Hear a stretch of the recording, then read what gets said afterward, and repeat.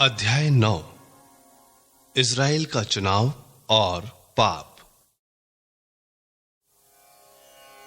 मैं मसीह के नाम पर सच कहता हूं और मेरा अंतःकरण पवित्र आत्मा से प्रेरित होकर मुझे विश्वास दिलाता है कि मैं झूठ नहीं बोलता। मेरे हृदय में बड़ी उदासी तथा निरंतर दुख होता है। मैं अपने रक्त संबंधी भाइयों के कल्याण के लिए मसीह से वंचित हो जाने के लिए तैयार हूं। वे इज़राइली हैं। ईश्वर ने उन्हें गोद लिया था। उन्हें ईश्वर के सानिध्य की महिमा, विधान, संहिता, उपासना तथा प्रतिज्ञाएं मिली हैं। कुलपति उन्हीं के हैं और मसीह उन्हीं में उत्पन्न हुए हैं। मसीह सर्वश्रेष्ठ है तथा युग युगों तक परम धन्य ईश्वर है। आमीन।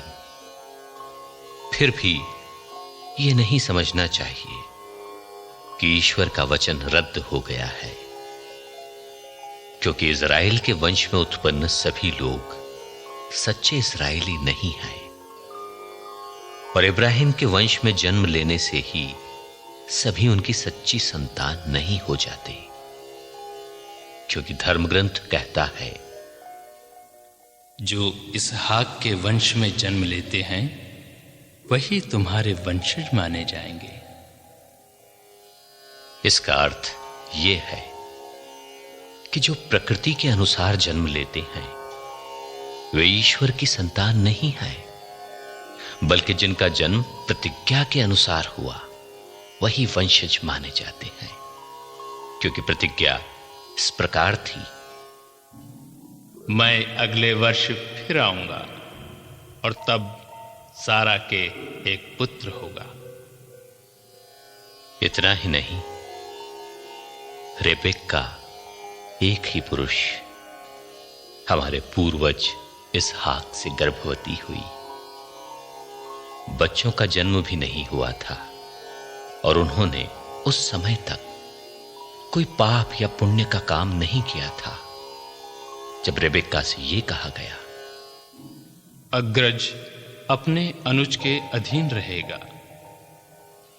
यह इसलिए हुआ कि ईश्वर का निर्णय बना रहे और यह निर्णय मनुष्य के कर्मों पर नहीं बल्कि बुलाने वाले के स्वतंत्र चुनाव पर निर्भर है।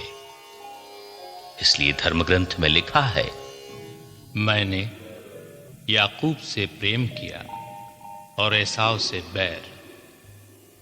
इस संबंध में हम क्या कहें? क्या ईश्वर अन्याय करता है? एकदम नहीं। उसने मूसा से कहा, मैं जिस पर दया करना चाहूंगा उसी पर दया करूंगा और जिस पर तरस खाना चाहूंगा उसी पर तरस खाऊंगा। इसलिए यह मनुष्य की इच्छा या उसके परिश्रम पर नहीं बल्कि दया करने वाले ईश्वर पर निर्भर रहता है। धर्मग्रंथ फिरौन से कहता है, मैंने तुमको इसलिए ऊपर उठाया है कि तुम में अपना सामर्थ्य प्रदर्शित करूं और सारी पृथ्वी पर अपने नाम का प्रचार करूं। इसलिए ईश्वर जिस पर चाहे दया करता है और जिसे चाहे हठधर्मी बना देता है। ईश्वर परम स्वतंत्र है। तुम मुझसे कहोगे, तो ईश्वर मनुष्य को क्यों दोष देता है? ईश्वर की इच्छा का विरोध कौन कर सकता है? अरे भाई, तुम कौन हो जो ईश्वर से विवाद करते हो? क्या प्रतिमा अपने गढ़ने वाले से कहती है, तुमने मुझे ऐसा क्यों बनाया? क्या कुम्हार को यह अधिकार नहीं कि वो मिट्टी के एक ही लौंदे से एक पात्र ऊंचे प्रयोजन के लिए बनाए और दूसरा पात्र साधारण प्रयोजन के लिए?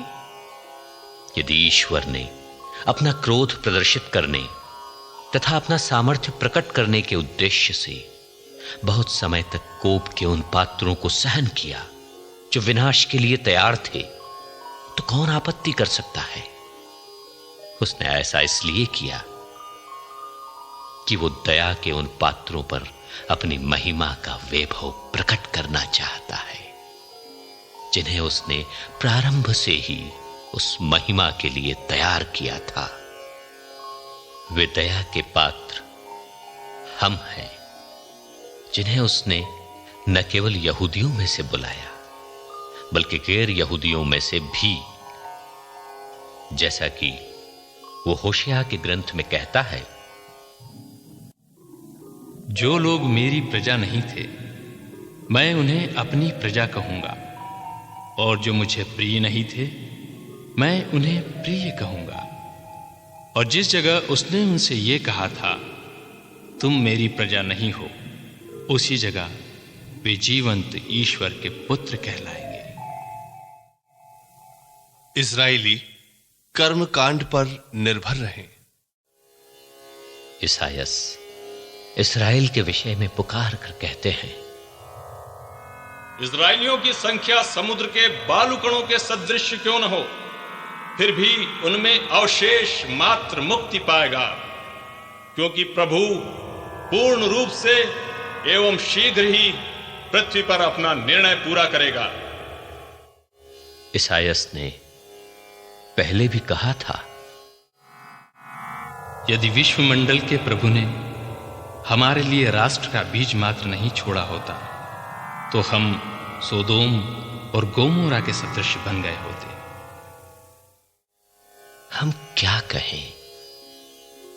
इसका निष्कर्ष ये है कि गैर यहूदियों ने, जो धार्मिकता की खोज में नहीं लगे हुए थे, धार्मिकता अर्थात विश्वास पर आधारित धार्मिकता प्राप्त की, परंतु इस्राएल, जो धार्मिकता की संहिता के प्रति उत्साह दिखलाता था, संहिता की परिपूर्णता तक नहीं पहुंच सका। ऐसा क्यों हुआ? क्योंकि इस्राएली विश्वास पर नहीं बल्कि कर्मकांड पर निर्भर रहते थे। उनके पैर ठोकर के पत्थर से लग गए और वे गिर पड़े, जैसा कि लिखा है, देखो मैं सियोन में ठोकर का पत्थर, लोगों को गिराने वाली शिला रख देता हूं। जो उस पर विश्वास करता है, उसे लज्जित नहीं होना पड़ेगा।